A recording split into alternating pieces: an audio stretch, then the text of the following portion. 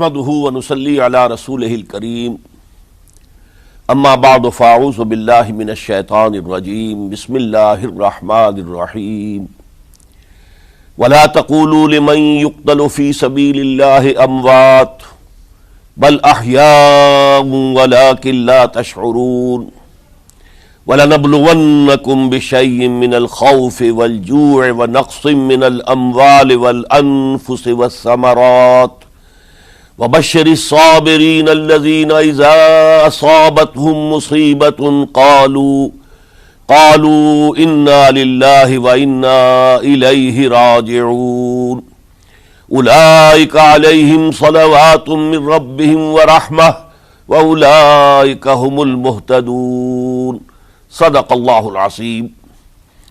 رب اشرح لی صدری ویسر لی امری واحلل عقدۃ من لسانی یفقہوا قولی۔ اللہم ربنا الہمنا رشدنا واعذنا من شرور انفسنا، اللہم ارنا الحق حقا وارزقنا اتباعہ وارنا الباطل باطلا وارزقنا اجتنابہ، آمین یا رب العالمین۔ معزز حاضرین اور محترم ناظرین و سامعین، السلام علیکم ورحمۃ اللہ وبرکاتہ۔ آج ہماری سہ روزہ تقاریر کی آخری کڑی ہے۔ آپ کو یاد ہوگا کہ سب سے پہلے خطاب میں ہم نے قرآن کا فلسفہ شہادت سمجھا، قرآن مجید میں یہ اصطلاح کس معنی میں آئی ہے، اور اس کے ساتھ ہی امت مسلمہ کا فرض منصبی، وَكَذَلِكَ جَعَلْنَاكُمْ أُمَّةً وَسَطًا لِتَكُونُوا شُهَدَاءَ عَلَى النَّاسِ وَيَكُونَ الرَّسُولُ عَلَيْكُمْ شَهِيدًا۔ تو اللہ کے دین کو بالفعل قائم کرنے کے لیے، تاکہ نوع انسانی پر ایک ابدی حجت قائم ہو جائے کہ اللہ کا دین قابل عمل ہے، اسے قائم کیا جا سکتا ہے، اور یہ بہترین سماجی نظام ہے، پولیٹیکو سوشو اکنامک سسٹم اس سے بہتر آج تک چشم فلک نے نہیں دیکھا۔ یہ حجت قائم کرنے کے لیے جن حضرات نے اپنی جانوں کا نذرانہ پیش کر دیا، گویا کہ وہ اللہ کے گواہ قرار پائے، ان کے لیے لفظ شہید استعمال کیا گیا۔ دوسرے لیکچر میں آپ کو یاد ہوگا کہ ہم نے یہ بات سمجھنے کی کوشش کی کہ جب اللہ کا دین جزیرہ نماء عرب میں قائم ہو گیا، اور گویا کہ ہم کہہ سکتے ہیں کہ انقلاب محمدی علی صاحب الصلاۃ والسلام کی تکمیل ہو گئی، تو جیسے کہ ہر انقلاب کے ساتھ ہوتا ہے، اس کے بعد کچھ کاؤنٹر ریولوشنری موومنٹ شروع ہوئی۔ چنانچہ سب سے پہلے اندرون ملک عرب جھوٹے نبی کھڑے ہو گئے، نبوت کے جھوٹے دعوے دار، اور بہت سے لوگوں نے حکومت کو زکوٰۃ ادا کرنے سے انکار کر دیا، اور یہ فتنہ اتنا بڑا تھا کہ واقعہ یہ ہے کہ اگر اسے کرش نہ کر دیا جاتا تو انقلاب محمدی علی صاحب الصلاۃ والسلام اسی وقت ناکام ہو جاتا۔ یہ حضرت ابو بکر صدیق رضی اللہ تعالیٰ عنہ کے فضائل کا سب سے درخشاں باب ہے کہ انہوں نے اپنے عزم اور ہمت اور استقلال اور اللہ پر اعتماد، اللہ پر توکل اور بھروسے کے ساتھ ان دونوں فتنوں کو آئرن ہینڈ کے ساتھ کرش کر دیا، اور سال سوا سال ہی میں ان دونوں کاؤنٹر ریولوشنری موومنٹس کو ختم کر کے اس کے بعد انہوں نے جلد ہی اس نظام کا گویا کہ انچارج حضرت عمر رضی اللہ تعالیٰ عنہ کو بنا دیا کہ جو خلیفہ ثانی ہیں۔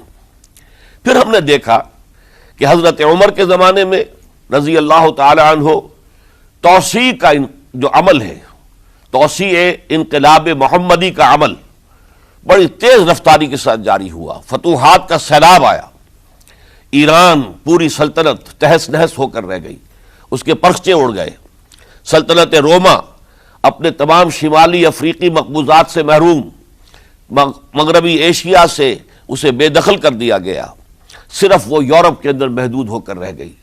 اب ظاہر بات ہے کہ اس کے خلاف بھی تو پھر رد عمل ہونا تھا، کاؤنٹر ریولوشنری موومنٹس اٹھنی تھی۔ تو سب سے پہلے حضرت عمر رضی اللہ تعالیٰ عنہ کی خلافت اور اس کے چراغ کو بجھانے کے لیے ایران کی طرف سے رد عمل ظاہر ہوا۔ ہرموزان جو ایک بڑا ان کا جرنیل تھا، اس کی سازش اور ابو لولو فیروز کے ذریعے سے حضرت عمر رضی اللہ تعالیٰ عنہ کو شہید کر دیا گیا۔ سمجھا یہ گیا تھا کہ یہ ساری عمارت شاید اسی شخصیت کی بل پر کھڑی ہے، لہذا جب میدان سے حضرت عمر ہٹ جائیں گے تو یہ خلافت کی پوری عمارت جو ہے وہ زمین بوس ہو جائے گی۔ لیکن معلوم ہوا یہ عمارت محمد کی بنائی ہوئی تھی صلی اللہ علیہ وسلم۔ کھنڈر بتا رہے ہیں عمارت عظیم تھی، بڑی عظیم عمارت تھی جو حضور نے تعمیر کی تھی، لہذا حضرت عمر کی شہادت سے کوئی فرق واقع نہیں ہوا۔ حضرت عثمان رضی اللہ تعالیٰ عنہ آ گئے میدان میں، اور میں بتا چکا ہوں آپ کو کہ ان کے دور خلافت کے جو 12 سال ہیں ان میں سے پہلے 10 سال بالکل حضرت عمر فاروق رضی اللہ تعالیٰ عنہ کی خلافت کے دور کی مثال ہے۔ اسی تیزی کے ساتھ انقلاب جو ہے آگے بڑھ رہا تھا، فتوحات کا دائرہ پھیل رہا تھا، اور اندرون ملک پورا امن، سکون، اطمینان اور چین تھا۔ لیکن ان کی دور خلافت کے آخری دنوں میں اب یہودیوں کی طرف سے رد عمل اور ایک کاؤنٹر ریولوشنری موومنٹ عبداللہ ابن سبا کے ذریعے سے، کہ جس نے اسلام کا لبادہ اوڑھا اور منافقت کے پردے کے ساتھ وہ عالم اسلام میں داخل ہوا، اور اس نے چونکہ دیکھ لیا کہ پرانی چپقلش ہے، پرانی چشمک ہے جو قریش کے 2 بڑے قبیلوں کے مابین یا 2 بڑے گھرانوں کے مابین چلی آ رہی تھی، بنو ہاشم، بنو امیہ۔ تو پہلے 2 خلفاء جو تھے وہ نہ بنو ہاشم سے تھے نہ بنو امیہ سے تھے۔ حضرت ابو بکر صدیق بنو تیم سے تھے، حضرت عمر بنی عدی میں سے تھے، لیکن حضرت عثمان اب بنو امیہ میں سے تھے۔ اس کو انہوں نے گویا کہ دکھتی رگ بنا کر پکڑا اور پروپیگنڈا شروع کیا کہ خلافت تو بنو ہاشم کا حق ہے، کیونکہ حضور ہاشمی تھے صلی اللہ علیہ وسلم۔ تو گویا کہ عثمان غاصب ہیں رضی اللہ تعالی عنہ، بلکہ ان سے دونوں پہلو جو تھے حضرت عمر اور حضرت ابو بکر وہ بھی غاصب ہیں۔ اس کے ساتھ ہی فتنے کی مختلف شکلیں انہوں نے شروع کی۔ یہ الفتنۃ الکبریٰ کہلاتا ہے ہماری تاریخ میں، عظیم ترین فتنہ، جس کے نتیجے میں حضرت عثمان رضی اللہ تعالیٰ عنہ شہید ہو گئے۔ اور ان کی شہادت کے بعد اگرچہ خلافت حضرت علی رضی اللہ تعالیٰ عنہ کے ہاتھ میں آئی، لیکن یہ کہ باہمی خانہ جنگی کا وہ سلسلہ شروع ہوا جو حضرت علی کے دور خلافت جو 5 سالوں پر مشتمل ہے، اس کے دوران مسلسل خانہ جنگی رہی۔ ایک طرف شیعان علی تھے، دوسری طرف شیعان عثمان آ گئے، جو حضرت عثمان رضی اللہ تعالیٰ عنہ کے قتل کے قصاص کے مطالبے کو لے کر سامنے آئے۔ جنگ جمل ہوئی، ایک رات میں 10,000 مسلمان شہید ہوئے۔ جنگ صفین میں 74,000 مسلمان شہید ہوئے۔ جنگ نہروان میں پھر 4,000 مسلمان شہید ہوئے۔ یہ شہادتیں جو چل رہی تھی یہ کس لیے چل رہی تھی کہ جو بھی عمارت خلافت کی قائم ہوئی تھی اب اسے قائم رکھا جائے، اغیار کی طرف سے جو سازشیں ہو رہی ہیں، جو حملے ہو رہے ہیں، اسے ختم کرنے کے لیے ان کا مقابلہ کیا جائے۔ تو یہ اور اس کا یہ دور ختم ہوتا ہے حضرت علی کی شہادت پر رضی اللہ تعالی عنہ۔ اور یہ بات نوٹ کر لیجئے کہ حضرت علی کو شہید کرنے والے وہ خارجی تھے۔ عبد الرحمن ابن ملجم خارجی طبقے سے تعلق رکھتا تھا، جو پہلے حضرت علی کے لشکر میں شامل تھے، لیکن جب حضرت علی نے رضی اللہ تعالی عنہ تحکیم اور ثالثی کی تجویز قبول کر لی تو وہ ناراض ہو گئے کہ اللہ تعالیٰ ہی ہے حاکم اور حکم، ان الحکم الا للہ، یہ انسانوں کو حکم کیوں بنا لیا گیا؟ اور اس میں اتنی شدت اختیار کی کہ وہ علیحدہ ہو گئے، اس لیے انہیں خوارج کہا گیا۔ انہوں نے رائے یہ قائم کر دی جو مسلمان کبھی کوئی گناہ کبیرہ کا ارتکاب کرے گا وہ کافر قرار پائے گا، جب کافر ہوگا تو گویا کہ مرتد ہے تو واجب القتل، اس کا مال، اس کی عزت سب مباح ہے۔ یہ ہمارا سب سے پہلا گمراہ ترین فرقہ تھا۔ انہی میں سے 3 افراد نے بیٹھ کر اسکیم بنائی کہ یہ 3 افراد ایسے ہیں کہ جن کو اگر میدان سے ہٹا دیا جائے تو شاید مسلمانوں کی باہمی خانہ جنگی ختم ہو جائے اور مسلمان پھر کسی ایک خلیفہ پر راضی ہو جائیں۔ اور یہ تینوں کافر ہیں، معاذ اللہ ثم معاذ اللہ۔ حضرت علی کافر ہیں، ان کو قتل کرنے کی ذمہ داری عبد الرحمن ابن ملجم نے لی۔ حضرت معاویہ قاتل ہیں، ان کے لیے کسی اور کو اسائن کیا گیا۔ عمرو بن العاص قاسم ہیں، ان کے لیے کسی اور کو اسائنمنٹ دی گئی۔ ہوا یہ کہ حضرت عمرو بن العاص وہ تو اس روز فجر کی نماز میں آئے نہیں، ان کی جگہ جو امام تھا وہ شہید کر دیا گیا۔ حضرت معاویہ رضی اللہ تعالی عنہ ان پر وار اوچھا پڑا، زخمی تو ہوئے لیکن یہ کہ پھر تندرست ہو گئے۔ حضرت علی رضی اللہ تعالی عنہ پر بہت کاری وار ہوا اور حضرت علی رضی اللہ تعالی عنہ کی شہادت سن 35 ہجری میں ہو گئی۔ یہ جو خلافت راشدہ کا اختتام یا تو سن 35 ہجری میں حضرت علی کی شہادت سے سمجھا جائے گا، یا میری ذاتی رائے ہے کہ نہیں، اس میں حضرت حسن کا دور خلافت بھی شامل ہونا چاہیے۔ حضرت حسن کو کسی نے نامزد نہیں کیا تھا، نہ انہوں نے اپنی امیدواری کے ساتھ اپنے طاقت کے بل پر خلافت حاصل کی تھی، بلکہ حضرت علی سے جب یہ کہا گیا تھا کہ کیا ہم آپ کے بیٹے حسن کے ہاتھ پر بیعت کر لیں، تو انہوں نے فرمایا تھا کہ میں نہ تمہیں روکتا ہوں نہ حکم دیتا ہوں، یہ تمہارا معاملہ ہے، تم جسے مناسب سمجھو اس کے ہاتھ پر بیعت کر لو۔ حضرت حسن رضی اللہ تعالیٰ عنہ نے جن کے ہاتھ پر جو بیعت ہوئی، تو اب معاملہ یہ ہو گیا کہ امیر معاویہ رضی اللہ تعالیٰ عنہ وہ ایک لشکر لے کر شام سے چلے۔ حضرت حسن 50,000 آدمیوں کے ساتھ ادھر سے نکلے، لیکن یہ ہے کہ انہیں محسوس ہو گیا تھا کہ میرے ساتھیوں میں ایسا فسادی عنصر بھی موجود ہے جو عبداللہ ابن سبا کے ساتھیوں میں سے، کہ وہ کسی اچھے کام کو پسند نہیں کرتا، لہذا انہوں نے پھر صلح کی پیشکش کی۔ حضرت معاویہ کو پیغام بھیجا کہ میں مصالحت چاہتا ہوں، بتائیے شرائط کیا ہیں۔ حضرت معاویہ نے بلینک پیپر بھیج دیا، سادہ کاغذ، کہ آپ جو شرائط چاہیں اس پر لکھ دیں، وہ مجھے قبول ہوں گے۔ حضرت حسن نے رضی اللہ تعالیٰ عنہ شرائط لکھ دی، حضرت معاویہ نے قبول کر لی، تو حضرت حسن دستبردار ہو گئے خلافت کے دعوے سے، اور اس کے بعد پھر حضرت امیر معاویہ کی خلافت کی بیعت کی گئی۔ اس سے پہلے انہوں نے خلافت کی بیعت نہیں لی تھی۔ یہ ہے سن 41 ہجری، اور اسے عام الجماع کہا جاتا ہے، یعنی یہ اختتام ہے مسلمانوں کی خانہ جنگی کے دور کا۔ پھر جمعیت ایک ہو گئی، پھر عالم اسلام متحد ہو گیا۔ اب پورا کا پورا عالم اسلام حضرت امیر معاویہ کے زیر خلافت تھا۔ اور حضرت امیر معاویہ کون ہیں؟ وہ خود ایک صحابی رسول ہیں، جلیل القدر صحابی رسول ہیں، اور آپ کو میں نے کل بھی بتایا تھا کہ حضرت معاویہ رضی اللہ تعالی عنہ کی ایک ہمشیرہ ام حبیبہ رضی اللہ تعالی عنہ حضور کے ازواج مطہرات میں سے ہیں، تو حضور کے گویا کے برادر نسبتی ہوئے۔ جو چند لوگ جو وحی کے لکھنے پر جو کاتبین وحی جو حضور نے مقرر کیے تھے، ان میں سے ایک حضرت معاویہ بھی ہے۔ پھر حضرت معاویہ کے لیے حضور کی دعا ہمیں ملتی ہے، اللہم اجعلہ ہادیا مہدیا، اے اللہ اسے ہادی ہدایت دینے والا بنا دے اور مہدی بنا دے جو ہدایت یافتہ ہو۔ تو یہ ان کی شان ہے۔ اور پھر یہ کہ ان کے زمانے میں جب عالم اسلام متحد ہو گیا، داخلی خلفشار ختم ہو گیا، تو فتوحات کا سلسلہ بھی دوبارہ جاری ہو گیا۔ حضرت علی رضی اللہ تعالیٰ عنہ کے 5 سالہ دور خلافت میں کوئی توسیع نہیں ہو سکی تھی دارالاسلام کی، کوئی مزید علاقے جو ہیں سلطنت اسلامی میں شامل نہیں کیے جا سکے تھے، اس لیے کہ سارا معاملہ تو داخلی خلفشار کا تھا۔ جو خانہ جنگی ہو رہی تھی، ایک دوسرے کی تیروں اور تلواروں اور نیزوں سے 1 لاکھ کے قریب مسلمان ختم ہو گئے تھے، تو اندر سے گویا کہ موشن ٹوٹ گیا اس سیلاب کا۔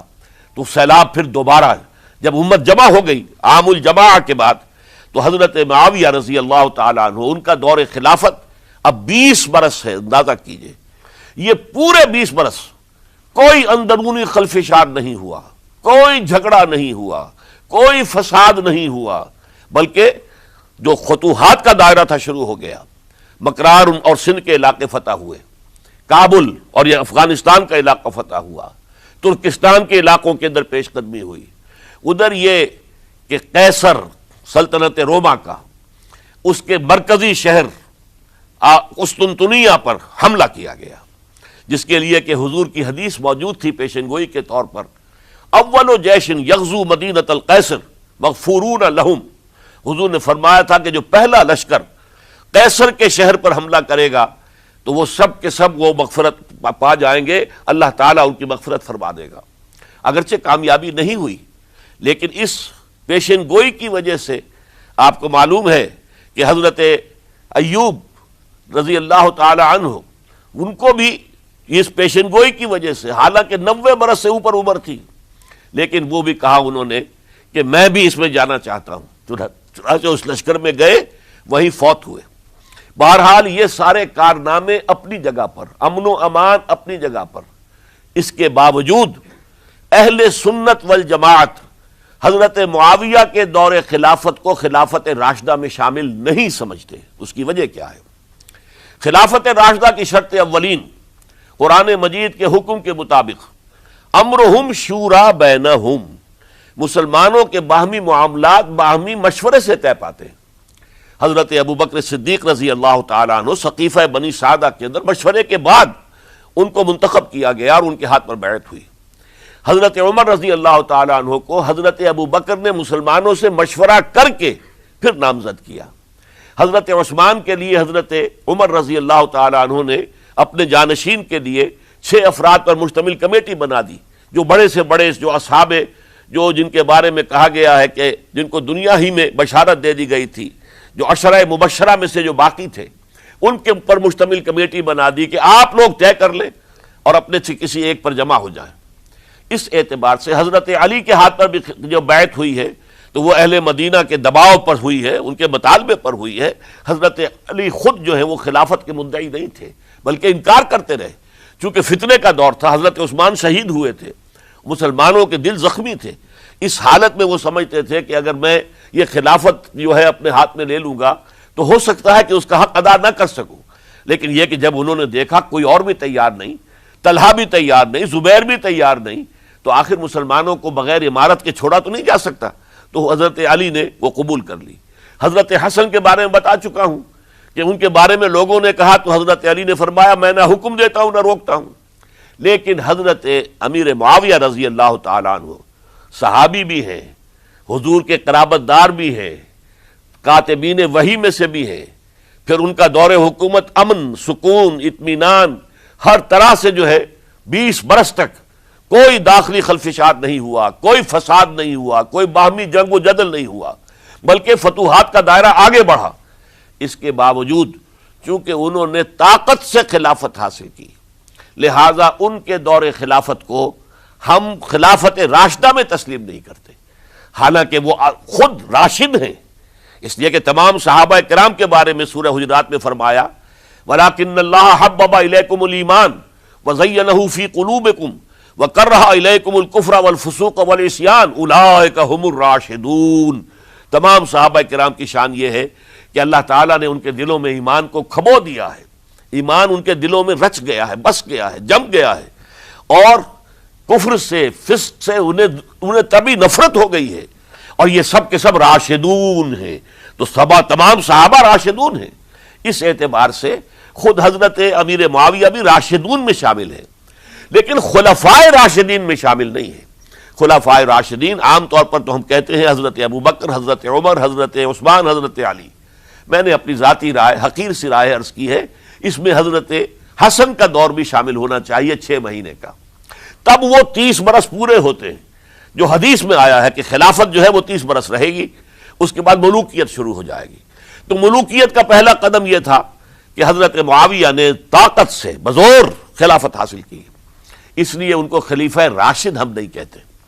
البتہ یہ ضرور ہے کہ ان کا دور بہت پرسکون دور تھا۔ البتہ جب 10 برس گزر گئے حضرت معاویہ کے دور حکومت کو، اب میں یہاں لفظ خلافت کی بجائے دور حکومت استعمال کر رہا ہوں، جو کہ خلافت راشدہ سے ذرا اس کا فرق واضح ہو جائے، تو اس وقت ایک اور صحابی، جلیل القدر صحابی مغیرہ ابن شعبہ رضی اللہ تعالی عنہ، وہ حضرت معاویہ کے پاس آئے اور انہوں نے یہ کہا کہ دیکھیے اگر آپ نے اپنے بعد اپنا جانشین نامزد نہ کیا تو ہو سکتا ہے پھر فسادات پیدا ہو جائے، پھر مختلف لوگ خلافت کا دعویٰ لے کر کھڑے ہو جائیں، پھر خانہ جنگی ہو جائے۔ 5 برس کی خانہ جنگی میں 1 لاکھ سے زیادہ مسلمان شہید ہو چکے ہیں، قتل ہو چکے ہیں، ہلاک ہو چکے ہیں۔ اب دوبارہ وہی دور نہ آ جائے، لہذا آپ اپنا جانشین نامزد کر دیجئے۔ امیر معاویہ ریلیکٹنٹ تھے، لیکن انہوں نے دلائل دیے، دلائل مضبوط تھے۔ انہوں نے کہا کہ اب کبار صحابہ دنیا سے رخصت ہو چکے، وہ جماعت کہ جن کی تربیت اور تزکیہ، جن کی تعلیم حضور نے خود کی تھی اور ان کو اندر سے پاک کر دیا تھا، ان کی نیتیں بالکل پاک ہو چکی تھی، کوئی نفسانیت ان میں نہیں رہی تھی، وہ جماعت تو اکثر و بیشتر اب ختم ہو چکی، فوت پا چکے، وفات ہو چکی۔ لہذا اب جو ہے اکثر و بیشتر نو مسلم ہیں، جو بعد کے فتوحات کے ذریعے سے اسلام لائے ہیں، لہذا ان کے اندر نہ وہ پختگی ہے، نہ ان کے اندر وہ تقوی ہے، نہ تدین ہے، نہ اصول پرستی ہے۔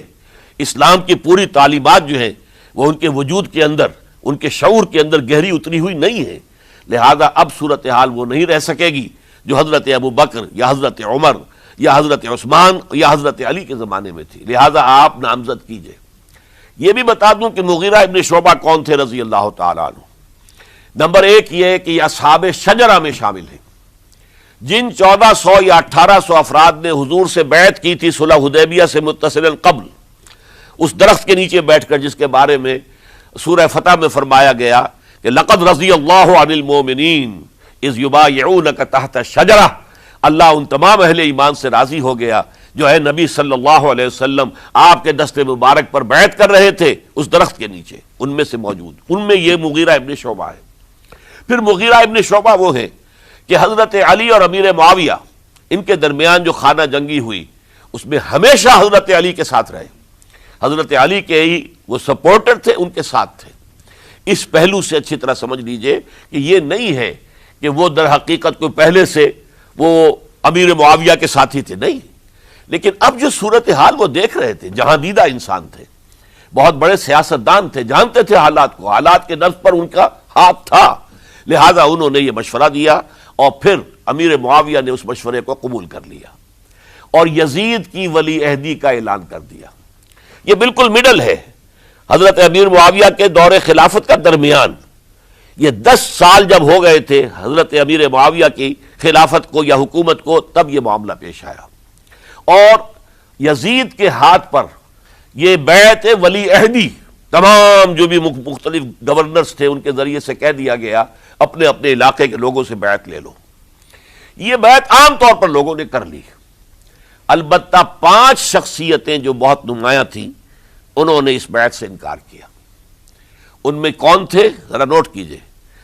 حضرت ابو بکر فوت ہو چکے، ان کے بیٹے عبد الرحمن ابن ابی بکر۔ حضرت عمر فوت ہو چکے، ان کے بیٹے عبداللہ ابن عمر۔ حضرت زبیر فوت ہو چکے، ان کے بیٹے عبداللہ ابن زبیر۔ حضرت عباس فوت ہو چکے، ان کے بیٹے عبداللہ ابن عباس۔ حضرت علی شہید ہو چکے، ان کے بیٹے حسین ابن علی رضی اللہ تعالی عنہم اجمعین۔ یہ 5 جو امت کے بہت بڑے 5 افراد کے گویا کے وہ چشم و چراغ تھے ان گھرانوں کے، انہوں نے انکار کیا۔ اور ان میں خاص طور پر عبد الرحمن ابن ابی بکر نے یہ جملہ کہا کہ تم چاہتے ہو کہ قیصر و کسریٰ کی سنت پر عمل کرو کہ باپ کے بعد بیٹا حاکم بن جائے، یعنی ایک قدم تو خلافت کا نظام پہلے ہی نیچے اتر چکا۔ مشاورت سے تو حضرت امیر معاویہ کا بھی جو نسب ہوا ہے وہ مشاورت سے نہیں ہوا۔ ایک درجے میں وہ جو اللہ تعالیٰ کے رسول نے عمارت بنائی تھی شاندار، اس خلافت کا جو سیاسی نظام تھا اس میں ایک تو کڑی آ چکی زوال کی کہ ایک شخص نے طاقت کے ذریعے سے خلافت حاصل کر لی۔ اب اس کی اگلی کڑی لانا چاہتے ہو کہ قیصر و کسریٰ کے طریقے سے خاندان کے اندر، ایک قبیلے کے اندر یہ خلافت جو ہے یا حکومت جو ہے نسل بعد نسل، باپ کے بعد بیٹا اور بیٹے کے بعد پوتا، اس کو ہم کبھی گوارا نہیں کریں گے۔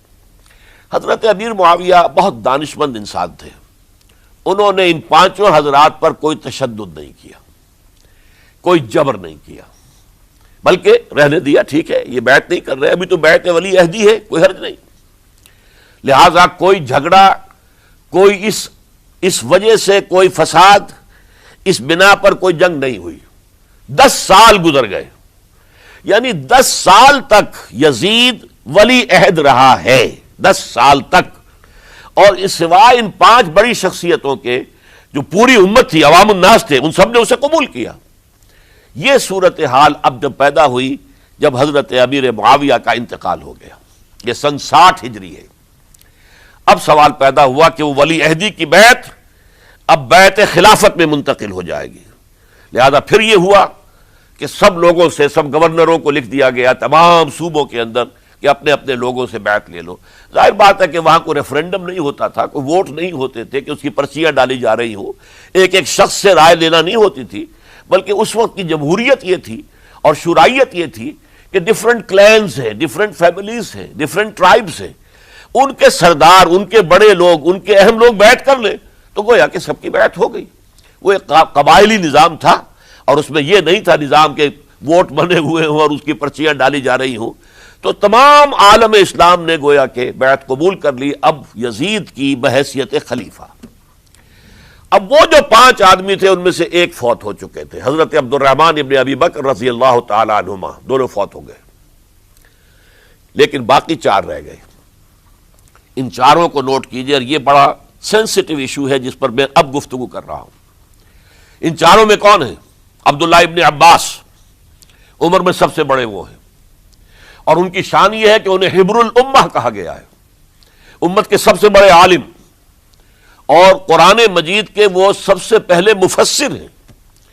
اصل جو جتنی بھی تفسیری روایات ہمیں ملتی ہیں حضرت عبداللہ ابن عباس کے شاگردوں سے، تابعین سے، لہذا ان کا بہت اونچا مقام ہے۔ حضرت عبداللہ ابن عمر، ان کا مقام بھی آپ کو معلوم ہے، حدیثوں کی کتنی بڑی تعداد ہے جو عبداللہ ابن عمر سے مروی ہے، اور اس کو سلسلۃ الذہب کی پہلی کڑی کہا جاتا ہے۔ روایت حدیث میں جو سنہری زنجیر ہے اس کا آغاز حضرت عبداللہ ابن عمر ہے۔ ایک طرف یہ دونوں ہو گئے، ان دونوں کی رائے کیا ہوئی؟ اگرچہ کام غلط ہوا ہے، یہ اس طریقے سے قیصر و کسریٰ کی روایت پر عمل کرنا غلط ہے، لیکن یہ اتنی بڑی غلطی نہیں ہے کہ اس کی وجہ سے باہمی جنگ و جدال ہو، خوریزی ہو، ایک دوسرے کی گردنیں کاٹی جائیں اور فتنہ و فساد پیدا کر دیا جائے۔ لہذا انہوں نے یزید کی بیعت کر لی۔ 2 حضرات رہ گئے، یہ نسبتاً نوجوان ہیں، ان دونوں کی پیدائش ہجرت کے بعد ہوئی ہے۔ ہجرت کے بعد پہلا بچہ جو مہاجرین میں پیدا ہوا ہے وہ عبداللہ ابن زبیر ہے، بلکہ کچھ عرصے تک مہاجرین میں جب کوئی پیدائش نہیں ہوئی تو وہ مکے مدینے کے منافقین نے کہنا شروع کر دیا تھا کہ یہ یہاں کے کمزور ہو گئے، نامرد ہو گئے، ان کی اولاد اب چلے گی نہیں۔ تو عبداللہ ابن زبیر جب پیدا ہوئے، اور آپ کو معلوم ہونا چاہیے وہ حضرت ابو بکر صدیق کے نواسے ہیں، حضرت عائشہ صدیقہ کی ہمشیرہ حضرت اسماء کے بیٹے ہیں عبداللہ ابن زبیر، اور زبیر بہت شجاع، بہت ہی بہادر انسان تھے۔ تو عبداللہ ابن زبیر کے اندر بھی وہی کیفیات تھی۔ انہوں نے کہا نہیں، اس غلطی کو ہم برداشت نہیں کریں گے، خونریزی ہوتی ہے تو ہو، لیکن ہم اسلامی نظام کو نیچے اترتا ہوا نہیں دیکھ سکتے۔ جیسے کبھی حضرت ابو بکر نے فرمایا تھا ایبدل الدین وانا حی، کیا دین میں ترمیم اور تنسیخ کر دی جائے گی؟ دین کو بدل دیا جائے گا، دین میں تحریف کر دی جائے گی جبکہ میں ابھی زندہ ہوں؟ میں جیتے جی یہ نہیں ہونے دوں گا۔ حضرت عبداللہ ابن زبیر کی یہ رائے ہوئی، وی ہیو ٹو چیلنج، ہم مقابلہ کریں گے، ہم اسے پیسیولی قبول نہیں کریں گے۔ انہوں نے بیعت سے انکار کیا اور مدینہ چھوڑ کر مکے جا کر حرم کے اندر پناہ گزین ہو گئے۔ یہی معاملہ حضرت حسین ابن علی رضی اللہ تعالی عنہما کا تھا، وہ بھی نہایت شجاع، نہایت جری، نہایت بہادر۔ انہوں نے بھی کہا کہ یہ غلط قیصر و کسریٰ کی روایت جو شروع ہو رہی ہے اسے ہم نے ریزسٹ کرنا ہے اور اسے ہم آگے نہیں چلنے دیں گے۔ ان پر بھی جب دباؤ ڈالا گیا کہ بیعت کرو تو وہ کچھ وقت مانگ کر، کہ دیکھیے میں ایسا شخص نہیں ہوں کہ تنہائی میں علیحدہ کمرے میں بیٹھ کر بیعت کروں، جب عمومی بیعت لوگے تم سب سے تو میں بھی آ جاؤں گا، اس وقت لوگ فیصلہ کریں گے۔ تو بس اس وجہ سے پھر وہ گورنر جو تھا اس وقت مدینے کا، اس سے اجازت لے کر آ گئے اور راتوں رات وہاں سے نکل کر وہ بھی مکے پہنچ گئے۔ تو اب یہ 4 جو ہیں 2 گروہوں میں تقسیم ہو گئے، 2+2۔ 2 کی رائے یہ ہوئی کہ بات غلط ہے، لیکن اس کی بنا پر خونریزی، جنگ و جدال، جنگ آپس میں خونریزی کرنا یہ صحیح نہیں ہے، بلکہ مصلحت اس میں ہے کہ اس کو قبول کر لیا جائے۔ پھر اللہ تعالیٰ کو بہتر حالات پیدا کرے گا اس کے ذریعے سے، تعلیم کے ذریعے، تلقین کے ذریعے سے، جیسے نبی اکرم صلی اللہ علیہ وسلم نے اتنا عظیم انقلاب برپا کیا تھا۔ ہم کوشش کریں گے کہ نظام حکومت کی اصلاح ہو جائے، لیکن اس وقت اگر ہم اڑ گئے تو پھر گویا کہ خونریزی اور فساد اور باہمی جو جنگ ہے وہ شروع ہو جائے گی۔ اور 2 حضرات کی رائے ہوئی کہ نہیں، ہمیں ہر صورت میں ریزسٹ کرنا ہے، خونریزی ہوتی ہے تو ہو، ہمیں جانیں دینی پڑتی ہے تو دیں گے، ہم شہادت قبول کریں گے، لیکن اس غلطی کو قبول نہیں کر سکتے۔ تو میں اس کے لیے عرض کر رہا ہوں، یہ تیسری شہادتوں کا جو دور شروع ہوا ہے، پہلا شہادتوں کا دور حضور کا دور، دین کو قائم کرنے کی جد و جہد میں جنہوں نے جانیں دی ہیں۔ دوسرا دور اس دین کے خلاف جو کاؤنٹر ریولوشنری موومنٹس آئی ہیں ان کو رفع کرنے کے لیے جانے دینا. ہزاروں صحابہ کی جانیں اس میں بھی گئی ہیں. وہ سیلمہ ابن کذاب ہو یا مانعین زکوٰۃ ہو، ان کے خلاف جو جہاد ہوا. پھر ظاہر بات ہے کہ حضرت عثمان رضی اللہ تعالیٰ عنہ کے بعد جو فساد ہوا وہ شہادتیں کیا تھی؟ اس دین کے نظام کو قائم رکھنے کے لیے انٹیکٹ رہے، دشمن اس کے اندر رکھنے ڈالنے میں کامیاب نہ ہو جائے. اب تیسرا دور وہ آ رہا ہے کہ جب کہ داخلی طور پر اس نظام خلافت کے اندر زوال شروع ہو رہا ہے. اس زوال کو روکنے کے لیے کہ وہ اپنی اصل جو خلافت کا نظام اللہ نے اور اس کے رسول نے دیا ہے اس کی بنیاد پر قائم رہے، لہذا ہم ریزسٹ کریں گے اس تبدیلی کو اور میدان میں آ کر مقابلہ کریں گے. یہ حضرت عبداللہ ابن زبیر رضی اللہ تعالی عنہما اور حسین ابن علی رضی اللہ تعالی عنہما، اب ان دونوں میں ایک اختلاف ہوا. حضرت عبداللہ ابن زبیر کی رائے یہ تھی کہ یہ مکہ ہے، یہ اللہ کا گھر ہے، یہ حرم ہے، اور یہاں کے لوگ بہت سے برے اثرات سے ابھی تک بچے ہوئے ہیں، پاک ہیں، لہذا ہمیں یہاں رہنا چاہیے. اس کو مرکز بنا کر ظاہر بات ہے اسی مکے سے محمد الرسول اللہ صلی اللہ علیہ وسلم نے دعوت شروع کی تھی، وہیں سے وہ پھیل کر جو ہے ایک عظیم انقلاب کی شکل اس نے اختیار کی تھی، ایک عظیم مملکت جو ہے حضور چھوڑ کر گئے تھے. تو ہمیں مکے میں رہ کر ہی اپنی تحریک شروع کرنی چاہیے. لیکن ادھر حضرت علی کے پاس پیغام آ رہے تھے کوفے سے. کوفہ چونکہ حضرت حسین کے پاس پیغام آ رہے تھے کوفے سے، چونکہ کوفے کو حضرت علی نے دارالخلافہ بنا لیا تھا اور وہاں سمجھا جاتا تھا کہ حضرت علی کے ہمدرد اور حضرت شیعان علی جنہیں ہم کہیں ان کے ساتھی ہم خیال یہ لوگ ہیں کثرت کے ساتھ. اور وہاں سے اب خطوط کا تانتا شروع ہو گیا، آپ یہاں آئیے، ہم بےتاب ہیں، آپ کا استقبال کریں گے، آپ کے ہاتھ پر بیعت کریں گے، تاکہ یہ جو قیصر و کسریٰ کی سنت شروع ہو رہی ہے اس کو روکا جا سکے. وہ تانتا بنا ہوا ہے خطوط کا. تو حضرت حسین رضی اللہ تعالیٰ عنہ نے فیصلہ کر لیا کہ میں کوفے جاؤں گا. حضرت زبیر روکتے رہ گئے کہ نہیں، کوفیوں پر اعتماد نہ کیجیے، یہ زبانی کلامی ساتھ دیتے ہیں، جب ڈنڈا چلتا ہے تو پھر یہ ہٹ جاتے ہیں میدان سے، ان پر اعتماد نہ کریں آپ. لہذا یہی مکے میں رہیے اور ہم دونوں مل کر ایک بڑی طاقت بن جائیں گے. اور یہ مکہ جو ہے ہمارے لیے حصار ہے، یہ ہمارے لیے پناہ گاہ ہے، یہاں سے اس دعوت کا آغاز کیا جائے. اب یہ افسوس ہے، اس سے اللہ کی مشیت سمجھا جائے، اللہ کی مرضی ہے. جو کچھ ہوتا ہے وہ تو بے اذن رب ہوتا ہے. اللہ اپنی مصلحتوں سے ہم سے زیادہ واقف ہے، ہم تو نہیں سمجھ سکتے. حضرت حسین نے فیصلہ کیا اور ڈٹ گئے اس فیصلے پر کہ میں کوفے جاؤں گا. اب یہ بھی بات قرآن مجید میں آیا ہے، حضور سے خطاب کر کے فرمایا گیا فَإِذَا عَزَمْتَ فَتَوَكَّلْ عَلَى اللَّهِ. جب ایک مرتبہ آپ ایک ارادہ کر لیں تو پھر اللہ پر توکل کیجئے. پھر یہ نہیں کہ کبھی آگے کبھی پیچھے، جاؤں یا نہ جاؤں، یہ نہیں، یہ تردد یہ نہیں، بلکہ یہ کہ ایک فیصلہ کر کے ڈٹ جائیے، اس لیے کہ جو بھی نتیجہ ہے وہ تو اللہ کے ہاتھ میں ہے. لہذا اللہ پر توکل کیجئے. فَإِذَا عَزَمْتَ فَتَوَكَّلْ عَلَى اللَّهِ. لہذا سب نے سمجھایا حضرت حسین کو کہ آپ کوفے نہ جائیں. سمجھانے والوں میں حضرت عمر بھی تھے رضی اللہ، حضرت عبداللہ ابن عمر بھی تھے رضی اللہ تعالی عنہ. اگرچہ کوئی قرابت داری جو ہے قریبی نہیں تھی، لیکن بہرحال امت کی ایک شخصیت، عظیم شخصیت تھے. سمجھانے میں سب سے زیادہ زور صرف کیا ہے حضرت عبداللہ ابن عباس نے رضی اللہ تعالی عنہما. اور حضرت عبداللہ ابن عباس کون ہیں؟ ایک رشتے سے حضرت حسین کے چچا ہیں، ایک رشتے سے حضرت حسین کے نانا ہیں. کیوں؟ حضرت علی اور حضرت عبداللہ ابن عباس چچا زاد بھائی ہیں. عباس کے بیٹے، ابو طالب کے بیٹے، عباس اور ابو طالب بھائی ہیں. تو یہ فرسٹ کزن تھے حضرت علی اور عبداللہ ابن عباس رضی اللہ تعالی عنہ. لہذا انہوں نے جب کہا تو گویا کہ ایک چچا، ایک بزرگ سمجھا رہا ہے. اور دوسرے رشتے سے حضور نانا تھے حضرت حسین کے، اور حضور بھی کزن تھے حضرت عبداللہ ابن عباس کے، چچا زاد بھائی ہیں. اس حوالے سے سمجھ لیجئے کہ حضور کے کزن نانا کے درجے میں آ گئے. تو یہ دو رشتے تھے حضرت عبداللہ ابن عباس کے، اور انہوں نے بڑی الہا زاری کے ساتھ، بڑی اپنے مقام سے نیچے اتر کر خوشامد کی ہے.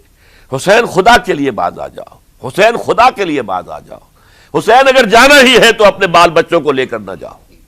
جس طریقے سے تمہارے باپ حضرت علی رضی اللہ تعالیٰ عنہ کو کوفہ کے اندر ذبح کر دیا گیا، کہیں ایسا نہ ہو کہ تمہیں بھی تمہارے بال بچوں کے سامنے ذبح کر دیا جائے، باز آ جاؤ۔ لیکن حضرت حسین اب اللہ کی طرف سے ان کے دل میں ایک ارادہ پختہ ہو چکا تھا، اور انہوں نے حضرت مسلم بن عقیل کو بھیجا تھا کہ جاؤ میری طرف سے کوفے والوں سے بیعت لے اور پھر مجھے اطلاع دو۔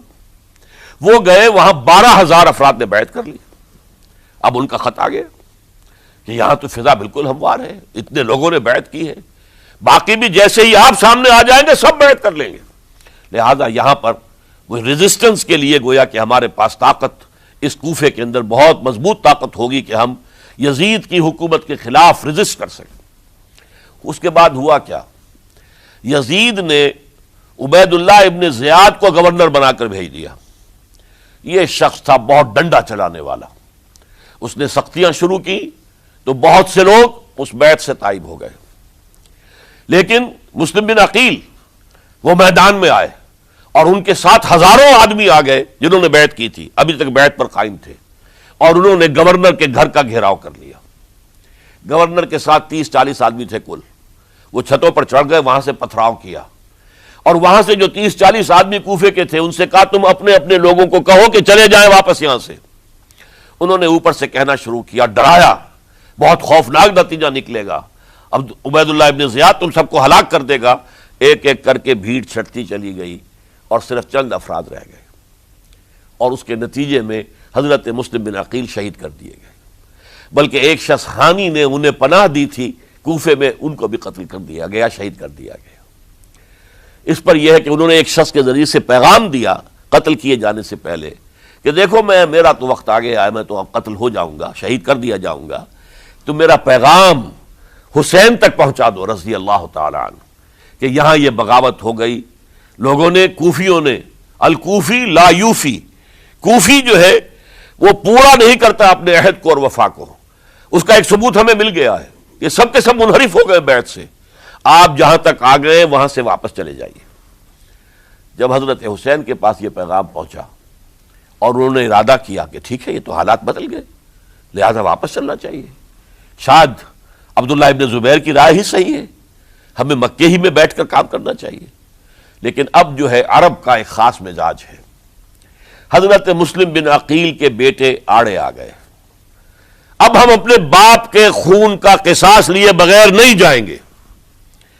اور حضرت حسین رضی اللہ تعالیٰ عنہ بامروت انسان، شریف النفس انسان، کیسے ممکن تھا غیرت مند غیور انسان وہ کیسے ان کی بات کو رد کر دیتا؟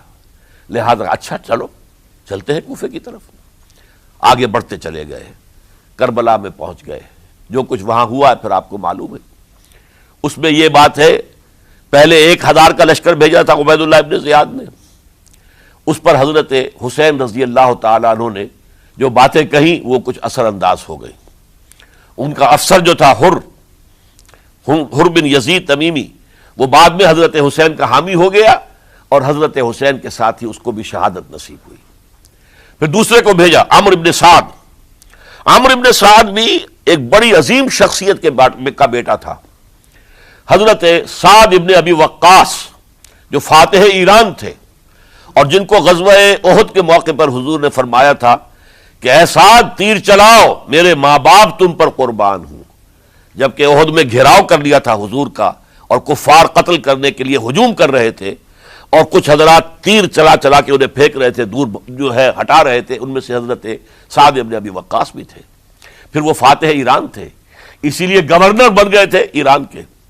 سعد جو ہے ان کا بیٹے، یہ عمرو جو ہے یہ اب ایک بڑے صوبے کا گورنر بھی تھا، اس وقت 4000 آدمی دے کر بھیجا، وہ بھی نرمی کرتا رہا، اس نے کوئی تشدد نہیں کیا، اس کے اندر بہرحال اپنے عظیم باپ کے خون کا کچھ اثر تھا۔ لیکن یہ کہ پھر ابن زیاد کو اطلاع مل گئی کہ عمرو ابن سعد جو ہے وہ تو لے تو لال کر رہا ہے، حملہ نہیں کر رہا، قتل نہیں کر رہا، بلکہ یہ کہ وہ تو اس راستہ بھی دینے کے لیے تیار ہے کہ نہ مدینے کی طرف جائیے اور نہ آپ مکے کی طرف جائیے، نہ کوفے کی طرف جائیے، بلکہ آپ چاہے تو دمشق چلے جائیں، یزید سے اپنا معاملہ کر لیں۔ اس پر ابن زیاد نے پھر وہاں سے خط لکھا ہے، میں نے تمہیں اس کام کے لیے بھیجا تھا، میں نے تمہیں حکم دیا تھا حسین سے میری بیعت لو، یعنی میری بیعت کے ذریعے یزید کی بیعت لو اور اسے پکڑ کر لا کر میرے سامنے پیش کرو۔ لہذا پھر اس نے ایک بہت خونخوار شخص کو زیادہ فوج دے کر بھیجا ہے، اور وہ جو ہے اس نے آ کر جو ہے شمر نے پھر اس نے فیصلہ کن معاملہ کیا۔ حضرت حسین رضی اللہ تعالیٰ عنہ نے ان دنوں میں جو وہاں گزرے ہیں، جتنے بھی کوفی آئے ہوئے تھے نا، اکثر و بیشتر تو کوفے کے لوگ تھے، ان سے کہا کہ میں خود نہیں آیا، تم نے مجھے بلایا تھا، اے فلاں ابن فلاں کیا تم نے مجھے خط نہیں لکھا تھا کہ آؤ؟ اے فلاں ابن فلاں کیا تم نے مجھے پیغام نہیں بھیجا تھا کہ یہاں تشریف لائیے؟ اور دیکھو میرے پاس تمہارے خطوط موجود ہیں۔ وہ ایک تھیلا جس میں کہ خطوط ہے وہ بھی لا کے میدان میں رکھ دیا۔ یہ حضرت حسین رضی اللہ تعالیٰ عنہ کی شرافت اور اپنی صاف دلی، کوئی اس کے اندر عیاری نہیں تھی ان کے اندر، معاذ اللہ ثم معاذ اللہ، لیکن یہ کہ اس کا نتیجہ اچھا نہیں نکلا۔ نتیجہ کیا نکلا؟ اب انہیں پتا چل گیا کوفیوں کو، اگر اب حسین زندہ دمشق پہنچ گئے یزید کے پاس تو یہ ہم سب کا بھاڑا پھوڑ دیں گے، ہماری شامت آ جائے گی، لہذا اب تو کسی صورت انہیں زندہ نہیں رہنے دینا۔ یہ ایک بڑا اہم واقعہ، نوٹ کر لیجئے اس کو، اس لیے کہ حضرت حسین نے ایک ایک کا نام لے کر، اے فلاں ابن فلاں، اے فلاں ابن فلاں، اے فلاں ابن فلاں، کیا تم نے خط نہیں لکھا تھا؟ کیا تمہارا پیغام نہیں تھا؟ اب انہوں نے دیکھا کہ یہ بھانڈا اگر یزید کے ہاں جا کر پھوڑ دیا گیا تو پھر ہماری خیر نہیں ہوگی۔ یہی وجہ ہے حضرت حسین کو شہید کرنے کے بعد، یہ نوٹ کر لیجئے، 72 آدمی تھے کل، جس کو کہہ لیں لشکر حضرت حسین کا رضی اللہ تعالیٰ عنہ، ان میں سے 20 خاندان بنی ہاشم کے چشم و چراغ تھے۔ وہ بڑی بہادری سے لڑے ہیں، بڑی بہادری سے لڑے، ایک ایک نے لڑ کر جان دی ہے، بہت سو کو مارا ہے۔ یقاتلون فی سبیل اللہ فیقتلون ویقتلون، قتل کر بھی رہے تھے، قتل ہو بھی رہے تھے، ایک ایک کر کے قتل ہو رہے تھے، شہید ہو رہے تھے۔ 20 جو ہے خاندان بنی ہاشم میں سے شہید ہوئے ہیں۔ حضرت حسین رضی اللہ تعالیٰ عنہ کا ایک بہت ہی انفنٹ چھوٹا بچہ وہ بھی شہید ہوا ہے۔ باقی سب مرد، تمام مرد، سوائے ایک حضرت حسین کے بیٹے حضرت علی بن حسین زین العابدین کہلائے بعد میں، وہ بیمار تھے، وہ جنگ میں حصہ نہیں لے سکتے تھے، وہ بچ گئے صرف۔ اچھا، حضرت حسین شہید ہو گئے، یہ ہے 10 محرم الحرام سن 61 ہجری۔ کیا مطلب ہے؟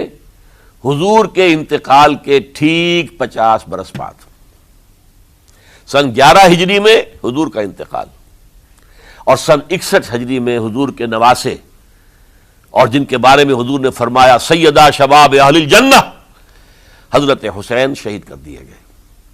اور اس کے بعد اس لشکر نے خیموں کو آگ لگا دی۔ یہاں نکتہ سمجھ لیجیے، آگ کیوں لگائی؟ انہیں معلوم تھا ہمارے خلاف ڈاکومنٹری پروف موجود ہے وہاں پر، وہ ہمارے خطوط کے تھیلے وہاں موجود ہیں، اگر وہ باقی رہ گئے تو ہماری شامت آ جائے گی، ہمیں کون بچائے گا؟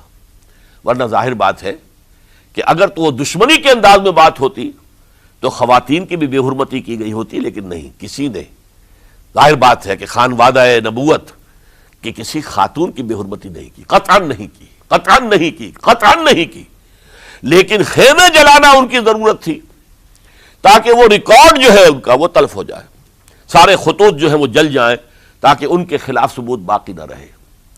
یہ عظیم سانحہ کربلا ہے۔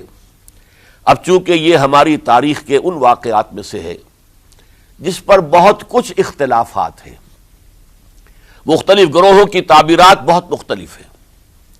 ایک طرف اہل تشیع کا اپنا بیان ہے، دوسری طرف اہل سنت کا ایک اجماعی بیان ہے، تیسری طرف کچھ ایسے لوگ پیدا ہو گئے ہیں جو حضرت حسین رضی اللہ تعالیٰ عنہ پر الزام لگا رہے ہیں اہل سنت میں سے کہ وہ تو حکومت کے طالب تھے، اقتدار کے خواہش مند تھے، واجب القتل تھے۔ معاذ اللہ ثم معاذ اللہ ثم معاذ اللہ۔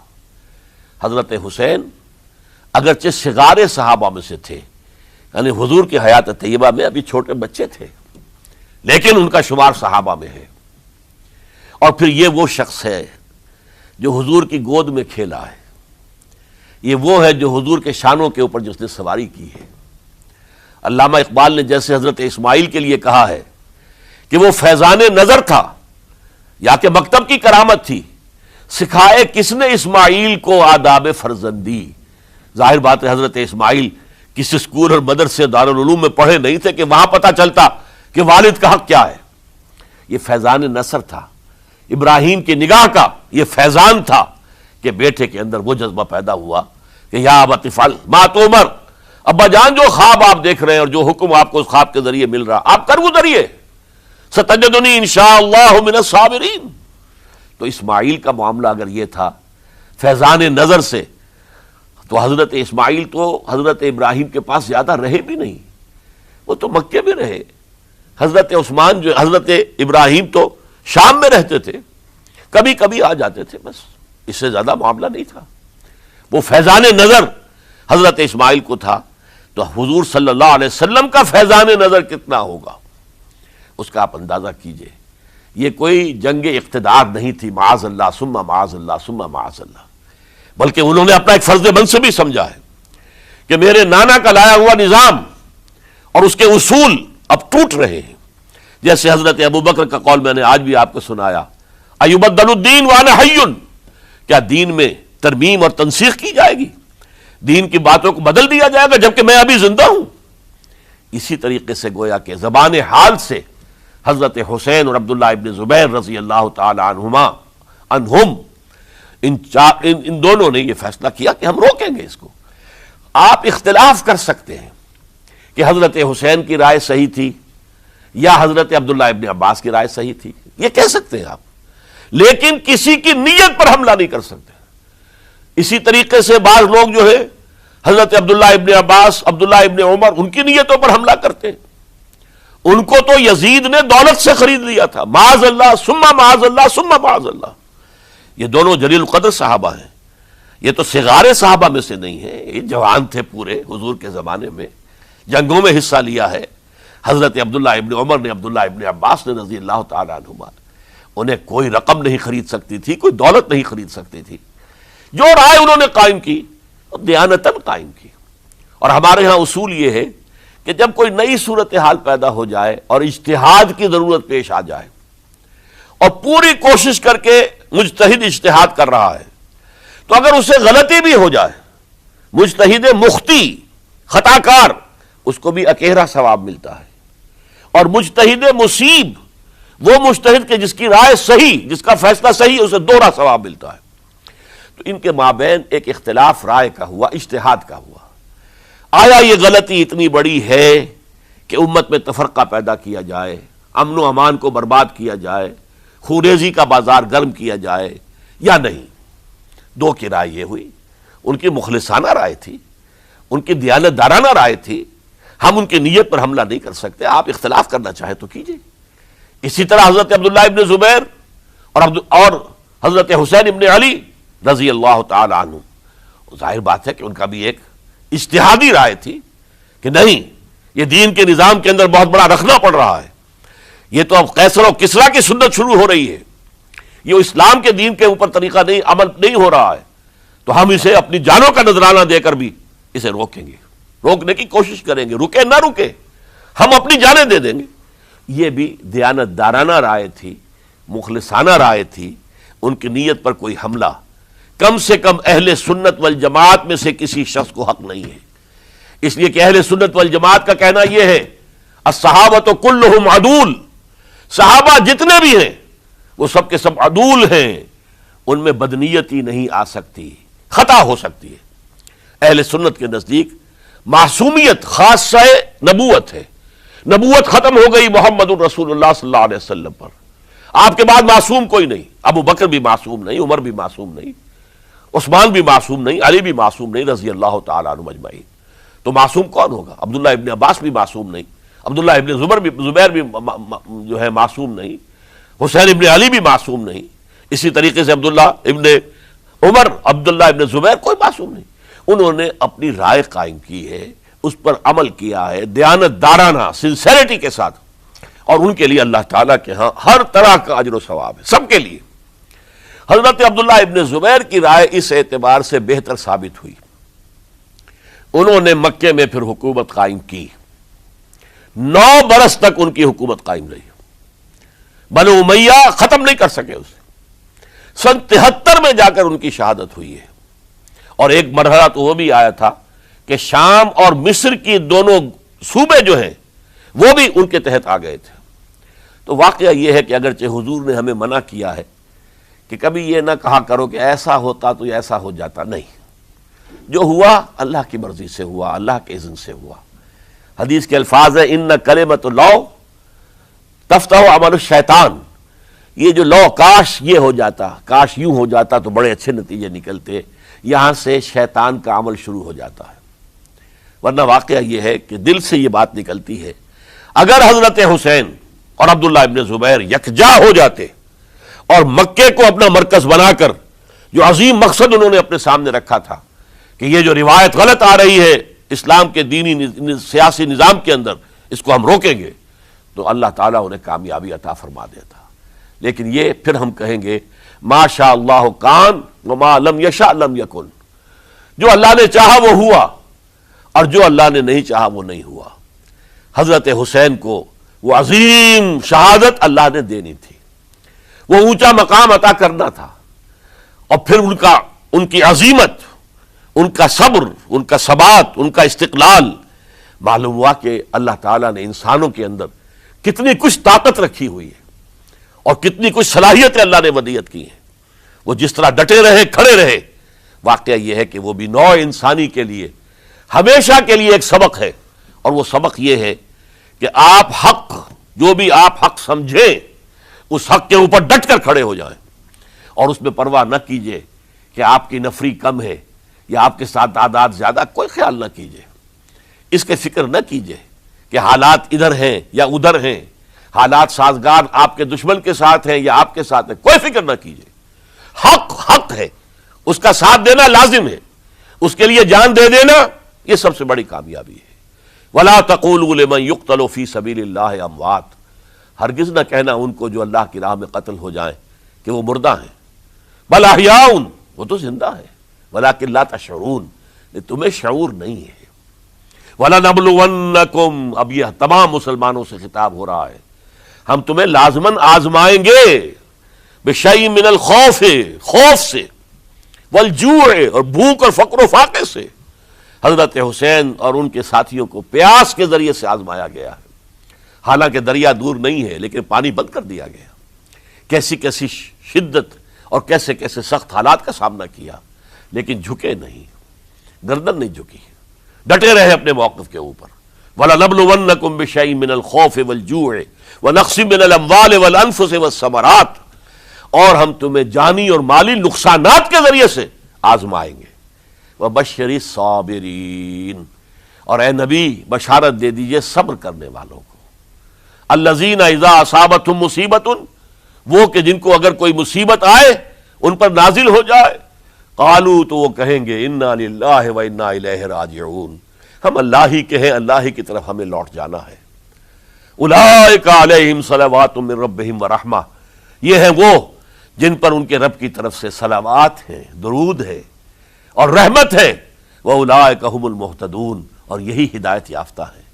اللہم ربنا اجعلنا منہم، اللہم ربنا اجعلنا منہم، میرے اور آپ کے لیے سبق یہ ہے، صرف حضرت حسین کا کوئی دن منا لینا یہ نہیں، ٹھیک ہے یاد تازہ کیجئے، بہت اچھی بات ہے، لیکن اس کا نتیجہ یہ نکلنا چاہیے کہ اگر حضرت حسین نے اپنی ہی نہیں، اپنے خاندان کی، اپنے اعزاء و اقربا کی، اپنے ساتھیوں کی جانوں کی قربانی پیش کر دی حق کے لیے، تو ہمیں بھی فیصلہ اور سبق یہ لینا چاہیے کہ ہمیں حق کا ساتھ دینا ہے، ہرچہ بعد چاہے اس کے نتائج کچھ بھی نکلے۔ اقول قولی ھذا واستغفر اللہ لی ولکم ولسائر المسلمین والمسلمات۔